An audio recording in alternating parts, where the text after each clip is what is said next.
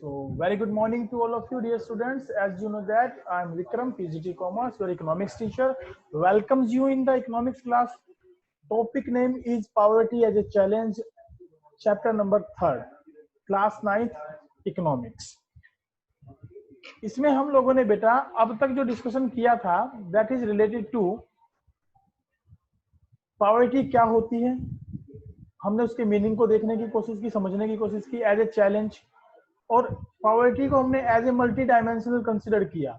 Multi dimensional का मतलब होता है कि केवल पॉवर्टी अपने आप में एक समस्या नहीं है, इसकी वजह से जितनी भी समस्याएं आ रही हैं वो सभी भी पॉवर्टी का ही एक हिस्सा है. वो कारण है पॉवर्टी के कि पॉवर्टी उनकी वजह से क्रिएट होती है, जन्म लेती है.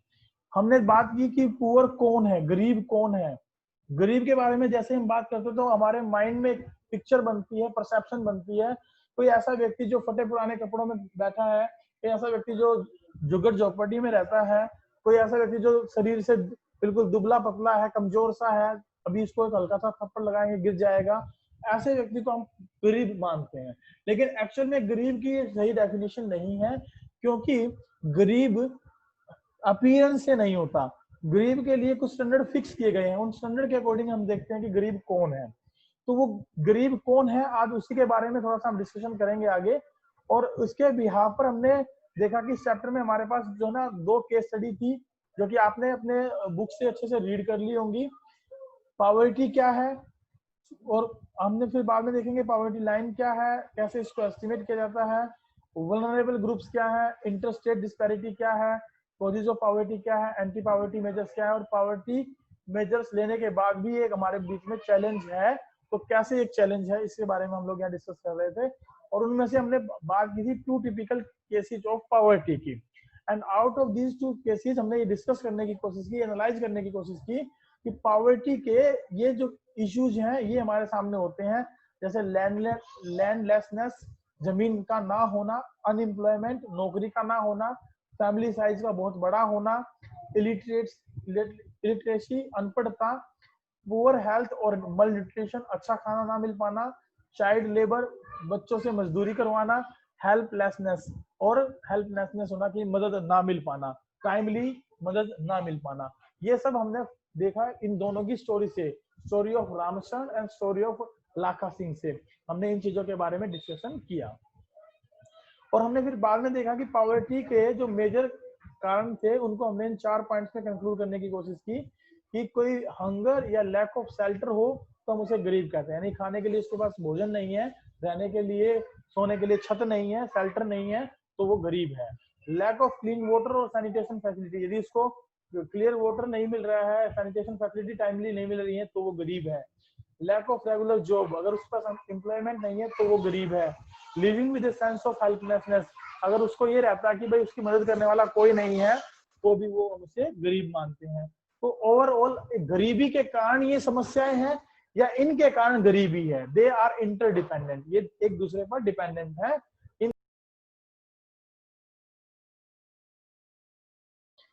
यहां तक हम लोगों ने देख लिया था, और हमने लास्ट में कोटेशन भी देखी थी कि महात्मा गांधी जी ने बताया है, ऑलवेज इंसिस्ट, इस बात पर फोकस किया है, जोर दिया that India would be truly independent, Bharat को हम सही मायने में स्वतंत्र कहेंगे ओनली व्हेन, केवल जब, the poorest of its people become free of human suffering, यानी कि वो जो ह्यूमन सफरिंग है, जैसे उनको भोजन ना मिलना, जमीन, उनके पास जमीन का ना होना, जॉब का ना होना, इन सब समस्याओं से वो बिल्कुल मुक्त हो जाएंगे, तो हम क्या कहेंगे कि भारत सही मायने में क्या है, स्वतंत्र भारत है.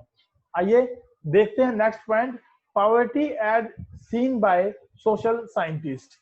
जो सोशल साइंटिस्ट हैं, अगर उनके बारे में हम बात करें तो पहले इस कंसेप्ट को समझ लेते हैं, उसके बाद इस पॉइंट को डिस्कस करेंगे. यहाँ पर हम बात करते हैं कि गरीबी को जो सोशल साइंटिस्ट है वो कैसे देखते हैं. यहाँ सोशल साइंटिस्ट का मतलब किसी केमिकल साइंटिस्ट या किसी पार्टिकुलर एस्ट्रोनॉट से नहीं है, इसका मतलब हमारा सिंपली उन लोगों से है जो कि सोसाइटी एज ए होल को एनालाइज करते हैं, सोसाइटी को देखते हैं, सोसाइटी को समझते हैं, उन समस्याओं को सामने रखते हैं जिनकी वजह से लोगों में गरीबी है. सोशल साइंटिस्ट जो है हमारे, look it through various indicators like, इसको बहुत सारे इंडिकेटर्स के थ्रू मापते हैं कि पॉवर्टी जो है सोशल साइंटिस्ट की नजर में क्या है। Level of income and consumption, कुछ लोगों के लिए जो सोसाइटी है वो ये देखती है कि जिनकी इनकम और कंजम्पशन वो यदि अप्रोप्रिएट नहीं है तो वो लोग गरीबी रेखा के अंदर है, वो लोग गरीब माने जाते हैं। जैसे कि मान लीजिए हमारी एक्सपेंसेस तो जो है वो है मान लीजिए मंथली के 5,000 रुपए हैं, लेकिन हम इनकम जो है मंथली वो केवल 3,000 रुपए कमा पा रहे हैं। तो इसका मतलब है कि हम अपनी जो कंजम्पशन है उनको एक्चुअली करने के लिए, मेंटेन करने के लिए जो है ना हमारे पास अप्रोप्रिएट इनकम नहीं है, तो हम क्या कहेंगे कि हम अंडर द पॉवर्टी लाइन है, गरीबी रेखा के नीचे हैं, हम लोग गरीब हैं। सेकंड जो इंडिकेटर रखा है इन्होंने, क्या रखा है, social indicator like literacy level. Literacy level क्या होती है कि पढ़ा लिखा है या नहीं है, अनपढ़ता लेवल। हमारे यहाँ बहुत सारे आप देखें, हमने जो चैप्टर नंबर 2 देखा था ह्यूमन कैपिटल का, उसमें हमने बात की थी कि एक ह्यूमन कैपिटल को, पीपल को एज ए रिसोर्स हम बना सकते हैं किसी कंट्री के लिए यदि इसको प्रॉपर एजुकेशन दी जाए। और अगर यदि किसी के पास प्रॉपर एजुकेशन है तो वो अपने लिए आजीविका अर्न कर सकता है, अपनी आजीविका कमाने में सक्षम होता है। तो उस कंडीशन में हम क्या कहेंगे कि जो इलिटरेसी लेवल है यदि वो बहुत ज्यादा है किसी कंट्री के अंदर तो वहां की पॉपुलेशन गरीब मानी जाएगी। Lack of general resistance due to malnutrition, कि अगर उसको प्रॉपरली खाना नहीं मिल रहा है, मल न्यूट्रिशन है, उसको अप्रोप्रिएट फूड नहीं अवेलेबल हो रहा है। देखिए खाना तो सभी खाते हैं, कुछ पेट भरने के लिए खाते हैं, कुछ टेस्ट लेने के लिए खाते हैं, कुछ न्यूट्रिशन के लिए खाते हैं। तो खाना तो सभी खाते हैं, लेकिन खाना खाने का मतलब ये नहीं है कि हमने अपना पेट भर लिया। इसका मतलब है कि हमें प्रॉपर जो कैलोरीज हैं वो मिल रही हैं या नहीं मिल रही हैं। अगर कैलोरी प्रॉपरली नहीं मिल रही है तो भी हम अपने आप को एक गरीबी रेखा के अंदर मान सकते हैं, हम अपने आप को गरीब मान सकते हैं। Lack of access to health care, हम जो हेल्थ केयर फैसिलिटीज है उनको जो ना एक्सेस नहीं कर पा रहे हैं, यानी उनकी सुविधाएं नहीं ले पा रहे हैं। जैसे कि हमने देखा जो स्टोरी थी हमारी राम शरण और जो है लाखा सिंह की, तो लाखा सिंह के फादर जो है टीबी से ग्रसित होते हैं, उनकी मदर भी टीबी से बीमार हो जाती हैं, जिसकी वजह से उनके पास इलाज करवाने के पैसे नहीं होते हैं और जो पार्टिकुलरली वो बीमारी बढ़ती हुई चली जाती है। तो अगर हम हेल्थ केयर फैसिलिटीज को एक्सेस नहीं कर पा रहे हैं, वो उनकी कमियां हैं, अगर हमारी कंट्री में उनकी कमी है, सोसाइटी में वो चीजें अवेलेबल नहीं है, तो भी हम ये कह सकते हैं कि हम एज ए पुअर की जो है लाइफ जी रहे हैं। लैक ऑफ जॉब अपॉर्चुनिटीज, पढ़े लिखे लोगों के लिए यदि नौकरियां नहीं है, वो खाली घूम रहे हैं या अपनी कैपेबिलिटी के अकॉर्डिंगली वो वेजेस अर्न नहीं कर पा रहे हैं, then even though we will consider they are under the poor poverty line. Lack of access to safe drinking water, पीने का स्वच्छ पानी नहीं है, सुरक्षित पानी नहीं है, सैनिटेशन नहीं है। देखिए कितनी सारी बीमारियां हमें हेल्थ से होती हैं, हमारे स्वास्थ्य से होती है। अगर हमारा स्वास्थ्य ठीक नहीं है तो हम मैक्सिमम जो बीमारी रहते हैं और बहुत सारा पैसा जो हम कमाते हैं वो बीमारी पर खत्म हो जाता है, खर्च हो जाता है। इसलिए जरूरी है कि अच्छी हेल्थ फैसिलिटी होनी चाहिए। अगर अच्छी हेल्थ फैसिलिटी होंगी तो हम पॉवर्टी को कम कर सकते हैं। तो सोसाइटी जो सोशल साइंटिस्ट होते हैं उनकी नजर में ये दो पार्टिकुलर इंडिकेटर्स उन्होंने बताए हैं, एक तो इनकम एंड कंजम्पशन, दूसरा सोशल इंडिकेटर में उन्होंने ये बात डिस्कस की है, जितने भी पॉइंट मैंने डिस्कस किए। इनके साथ साथ जो सोशल साइंटिस्ट हैं उन्होंने एक पॉइंट और डिस्कस करने की कोशिश की है, that is social exclusion and vulnerability. ठीक है, ये दो पॉइंट बेसिकली और डिस्कस किए हैं। तो सोशल एक्सक्लूजन जैसे कि हम बोलते हैं एक्सपल्सन, किसी चीज को निकाल देना, किसी को इसका बहिष्कार कर देना, सोशल एक्सक्लूजन कहलाता है। आइए इन दोनों कंसेप्ट को बहुत अच्छे से समझते हैं। ये दो कंसेप्ट हैं क्या? Analysis of poverty based on social exclusion and vulnerability is now becoming very common. बहुत कॉमन हो गए हैं दोनों के दोनों कॉजेज, जिनकी वजह से हम पॉवर्टी को मेजर कर पाते हैं, पॉवर्टी को कंसीडर कर पाते हैं कि पॉवर्टी इन वजह से हो सकती है। सबसे पहला पॉइंट रखते हैं सोशल एक्सक्लूजन का। देखा है क्या, जरा समझते हैं। देखिए हमारे यहाँ ना एक मान लीजिए बहुत हाई क्लास की सोसाइटी है, सपोज करते हैं ये एक सोसाइटी है, इस सोसाइटी में बहुत सारे लोग रहते हैं। ठीक है, वो लोग जो है ना हाई इनकम ग्रुप के लोग, इस तरीके से वो यहाँ जो है ना पीपल्स रह रहे हैं, वो हाई इनकम ग्रुप के पीपल्स हैं। और उन लोगों में यहाँ कॉर्नर पे जैसे कि मान लीजिए कोई सेक्टर है, उस सेक्टर में हाई सोसाइटी के लोग रहते हैं और पार्टिकुलरली सोसाइटी के उस सेक्टर के किसी पर्टिकुलर एक हिस्से में कुछ गरीब लोग रहते हैं, जिनके घर टूटे फूटे से हैं, अच्छे से बने हुए नहीं है, वो लोग रहते हैं। तो ये लोग जो हैं उनको क्या मानते हैं कि भाई इन लोगों के लिए जो प्लेस है वो ये प्लेस उचित नहीं है, उनको वहां जाकर रहना चाहिए जहां उन जैसे लोग रहते हैं। यानी कि उन जैसे लोग का मतलब है जो इसी प्रकार के घरों में रहते हैं, जिनके पास इनकम सोर्स कम है, जो टूटे फूटे मकानों में रहते हैं, उनके लिए वो एरिया है रहने के लिए, तो वो उनको वहां से हटाकर उनको वहां भेजने के लिए कोशिश करते हैं। तो इसको जो ये जो कंडीशन है ना, this particular condition is to be termed as social exclusion. इसको हम सोशल एक्सक्लूजन के नाम से जानते हैं। पुअर हैज, आइए देखते हैं क्या है इसके अंदर। Poor has to live in poor surroundings, गरीबी जो माहौल होता है उसी में रहता है, with poor people and excluded from the enjoying social equality.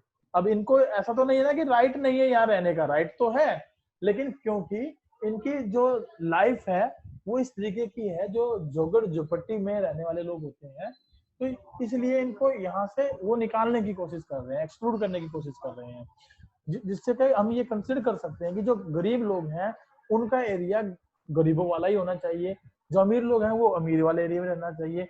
ये केवल मन का वहम है बेटा। एक्चुअल में मन का वहम सिर्फ इसलिए है क्योंकि हमारे यहाँ अगर जात पात को देखा जाए तो हम सर्वाइव नहीं कर सकते हैं। तो जात पात तो एक बड़ा कंसंट्रेंट हो गया हमारा, जो कि पॉवर्टी को भी जन्म देता है। हम ये मानकर कि वो हमारे बिरादरी से बाहर का व्यक्ति है तो उसको हमें बाहर रहना चाहिए, उन लोगों के साथ रहना चाहिए जैसे उनकी बिरादरी है, जैसे वो लोग रहते हैं। तो हम यहाँ बात नहीं करेंगे जात पात की, हम इसको एक तरफ करते हुए ये बात समझाने की कोशिश करते हैं। सोशल एक्सक्लूजन का सीधा मतलब है जो लोग हमारे लेवल के नहीं है उनको हम अपने एरिया से हटाकर किसी दूसरे एरिया में जहां उनके लेवल के लोग रहते हैं वहां पर शिफ्ट कर देते हैं, जिसको हम कंसिडर क्या कहते हैं, poor will remains with poor. गरीब गरीब के साथ रहना चाहिए, अमीर अमीर के साथ रहना चाहिए, उसे ही हम क्या कहेंगे, सोशल एक्सक्लूजन कहेंगे।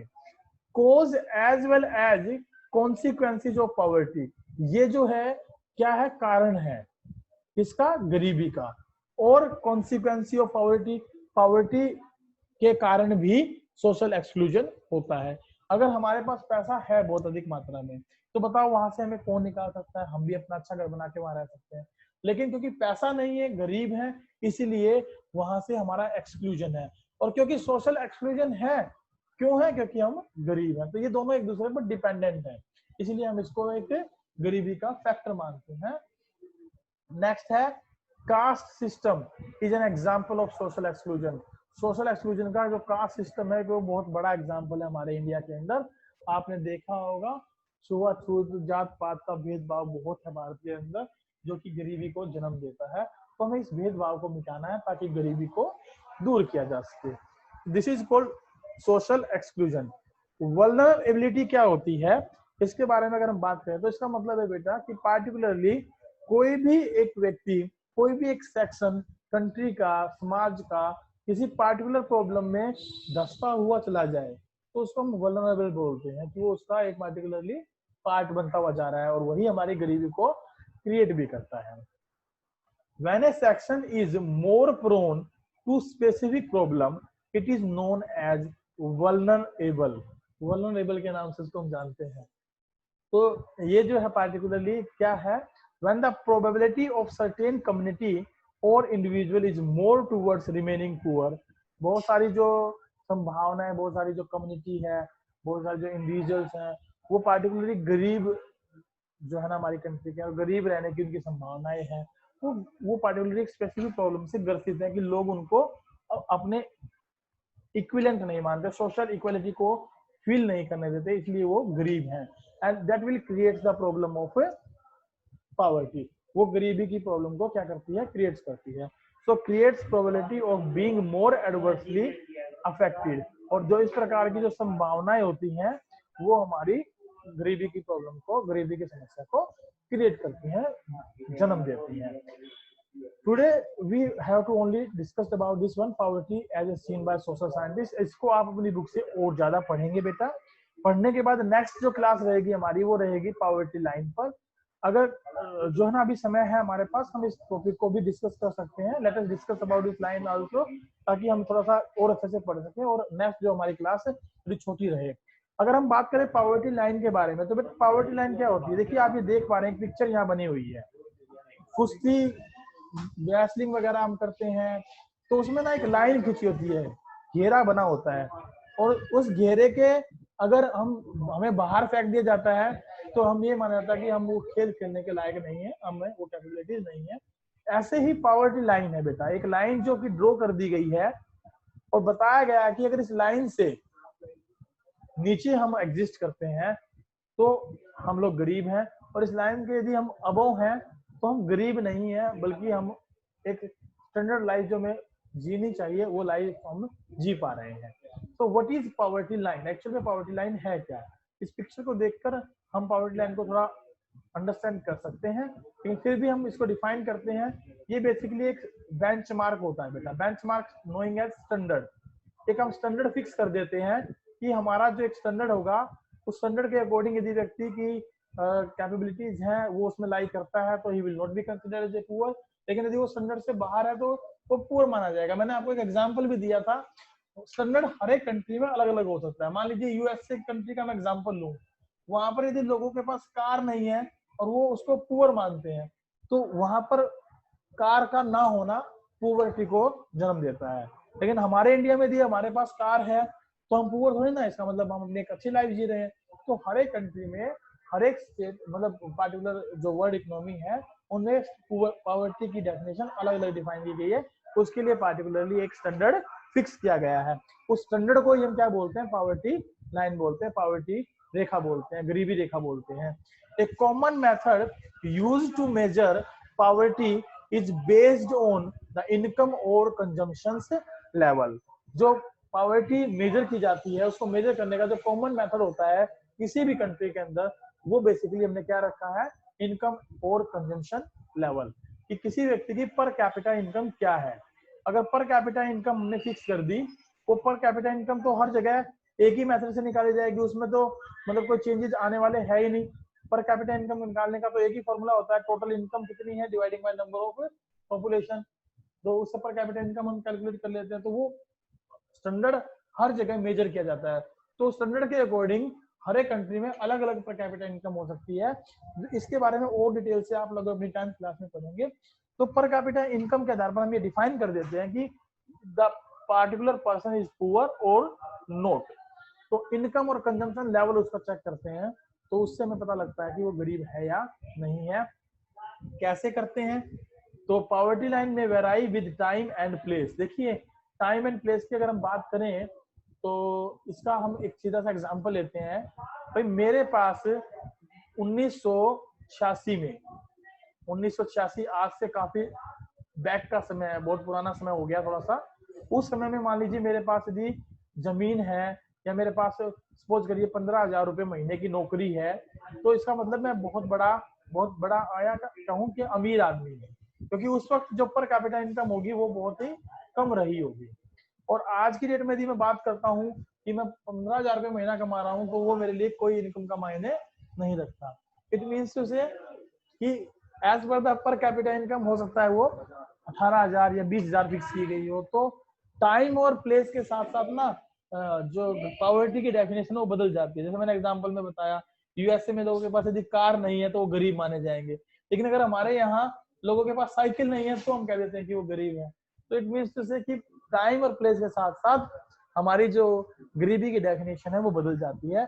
और उसको डिफाइन करने के लिए हम किसको चेक करते हैं? इनकम और कंजम्पशन लेवल को, जिसको हम पर कैपिटा इनकम से डिफाइन करते हैं, जिसके बारे में हम आने वाले लेक्चर्स में डिटेल से पढ़ेंगे। हम लोग देखेंगे कि जो है इसको पॉवर्टी को एस्टिमेट कैसे किया जाएगा। So for the today's class मैं यहाँ पर क्लास को वाइंड अप करता हूँ। Thank you very much. अगर किसी प्रकार का कोई डाउट है, तो प्रॉब्लम है, तो यू कैन आस्क।